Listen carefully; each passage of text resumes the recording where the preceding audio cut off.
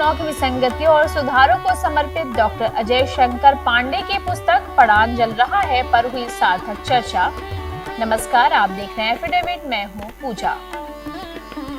National book trust और विश्वविद्यालय के संयुक्त तत्वावधान में आयोजित 9 दिवसीय गोरखपुर पुस्तक महोत्सव के तीसरे दिन वरिष्ठ प्रशासनिक अधिकारी डॉक्टर अजय शंकर पांडे की पुस्तक पड़ान जल रहा है पर विशेष चर्चा हुई। कार्यक्रम में हिंदी और भोजपुरी के प्रख्यात साहित्यकार प्रोफेसर रामदेव शुक्ल, प्रोफेसर हर्ष कुमार सिन्हा और वरिष्ठ पत्रकार हर्षवर्धन शाही उपस्थित रहे।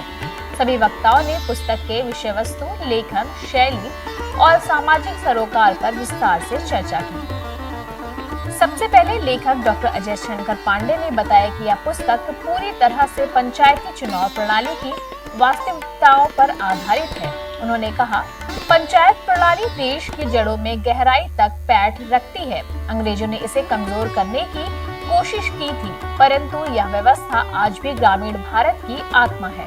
उन्होंने बताया कि 1952 से शुरू हुई पंचायत प्रणाली से लेकर आज की प्रणाली में कई बदलाव हुए हैं। हिंसा, दोष और आरक्षण जैसी विसंगतियों पर भी पुस्तक में विस्तार से प्रकाश डाला गया है। और यहाँ उपस्थित हमारे सभी श्रोतागण और हमारी पुस्तक के भावी पाठक बंधु, जो पहला प्रश्न हमसे किया गया है कि ये पुस्तक लिखी क्यों गई और इसके पीछे मंतव्य क्या था। देखिए, आप सब जानते हैं कि पंचायत प्रणाली हमारी सांस्कृतिक। प्रोफेसर हर्ष कुमार सिन्हा ने कहा कि डॉक्टर पांडे का लेखन बहुत सजीव है। यह किताब पढ़ते हुए ऐसा महसूस होता है जैसे कोई फिल्म चल रही हो। हर पंक्ति, हर दृश्य में एक कहानी बसती है जिसे पाठक छोड़ना नहीं चाहता। उन्होंने यह भी कहा कि डॉक्टर पांडे हमेशा जनता की सहूलियत और व्यवस्था सुधार के लिए मुखर रहे हैं। गोरखपुर में नगर आयुक्त रहते हुए उन्होंने रात में सड़कों की सफाई की व्यवस्था शुरू की थी, जो आज भी जारी है। एक गाइड के ब्यौरे से ये भी बता देता है कि भारत में पंचायती राज प्रणाली को चोल वंश के राजाओं ने स्थापित किया। तो लेखक की मंशा बहुत स्पष्ट है। वो ये बताना चाहता है कि क्या आदर्श स्थितियां थी और क्या हो गया, और इसके लिए वो 10, 20, 50 पेजेस ऑप्शन नहीं लेता, वो पहले 2-3 पेज में ही बता देता है। किताब में जैसा मैंने पहले भी कहा कि बहुत सारे प्रसंग हैं, राजनीति के, दांव-पेच के, जातीय, गांव की जातीय संरचना के, और चुनाव के बारे में किस तरीके से कोई छोटी भी चीज़ बड़ा प्रभाव कर सकती है और बड़ी बात को किस तरह से आप मिनिमाइज कर सकते हैं, उसका इम्पैक्ट कम कर सकते हैं। इन सब चीज़ों के बहुत बेहतरीन ब्यौरे हैं।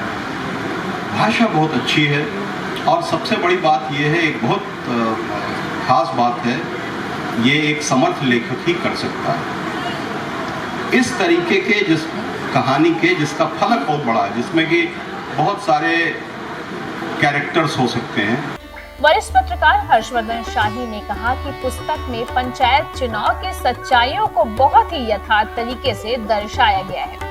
पहले के समय में चुनाव में शराब, साड़ी और लालच के जरिए वोट लिए जाते थे। पड़ान जल रहा है में भी यह यथार्थ झलकता है। उन्होंने कहा कि जैसे राग दरबारी में प्रधानी चुनाव का व्यंग्य दिखाया गया था, वैसे ही यह पुस्तक भी वर्तमान पंचायत व्यवस्था का आईना है। और उनके प्रतिद्वंदी जो चाणक्य वैद्य जी हैं, रिटर्निंग अफसर की सुई 1.5 घंटा आगे बढ़वा देते हैं। जब तक वो नशे से जागते हैं तब तक चुनाव फाइनल, और वैद्य जी का चेला प्रधानमंत्री।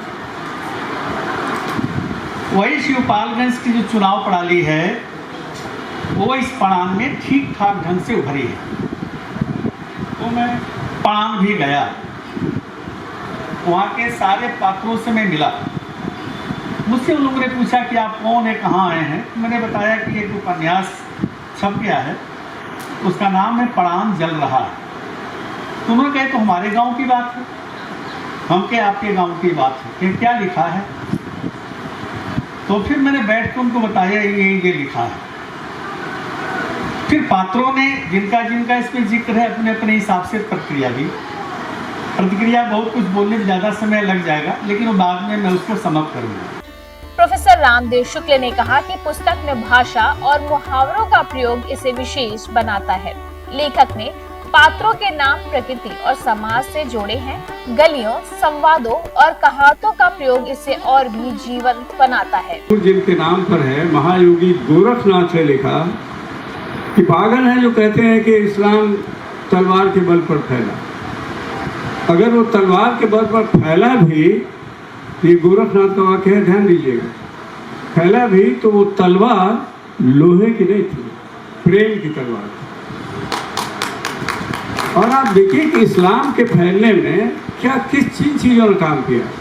पहली बार ऐसा हुआ कि वो आदमी में कोई फर्क नहीं, एक थाली में जितने लोग खा सकते थे खाते थे। और यहाँ जूठा कैसे है और लोटा क्या है, विवेकानंद को लिखना पड़ा एक बार कि तुम्हारा सारा धर्म तो तुम्हारे लोटे में है। इस्लाम इससे बहुत ऊपर उठ गया था। तो तलवार लोहे की नहीं थी। तो बहरहाल मैं जो ये कह रहा था कि दूसरों ने कम बिगाड़ा, हमने, हमारे भीतर के नकलचियों ने ज्यादा बिगाड़ा। कार्यक्रम की शुरुआत में मशहूर फिल्म निर्देशक राजकुमार संतोषी ने वीडियो संदेश के माध्यम से पुस्तक की सराहना की और इस पर फिल्म बनाने की इच्छा भी जताई। अंत में सभी अतिथियों को पुष्पगुच्छ और अंगवस्त्र देकर सम्मानित किया गया।